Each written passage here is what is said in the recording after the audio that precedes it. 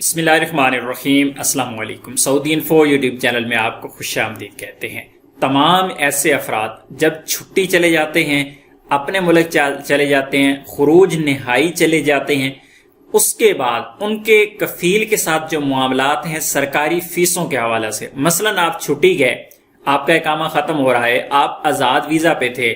یا پھر آپ نے چھٹی بڑھانی ہے، آپ کی چھٹی ایکسپائر ہو رہی ہے، آپ نے چھٹی بڑھانی ہے، بیرون ملک رہ کے آپ کا کفیل کہہ رہا ہے کہ پیسے بھیج دیں، میں آپ کی چھٹی بڑھا دیتا ہوں، یا پھر میں آپ کا اقامہ بڑھا دیتا ہوں، یا پھر آپ پہ کوئی فائن ہے وہ فائن پے کر دیتا ہوں، یا پھر میں آپ کو کوئی ویزا دے رہا ہوں، گورنمنٹ کی فلاں فیس ہے وہ فیس دے دیتا ہوں، تو یہ مسئلہ حل کر دیا گیا ہے۔ آپ کا یہ مسئلہ اب وزارت المالیہ کی جانب سے حل کر دیا گیا ہے۔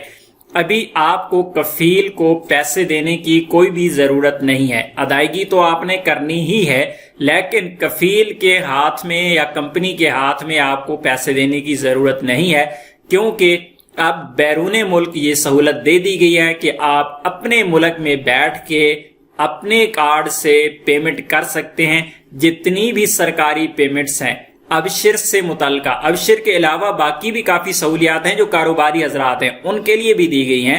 لیکن ابشر میں جتنی بھی فیسلٹیز ہیں، جو بھی فیسز پہلے ابشر سے ریلیٹڈ ہیں، چاہے وہ آپ کے اقامہ کی ہوں، چاہے ٹریفک سے متعلقہ ہوں، کسی قسم کا فائن ہو، کسی قسم کی فیس ہو،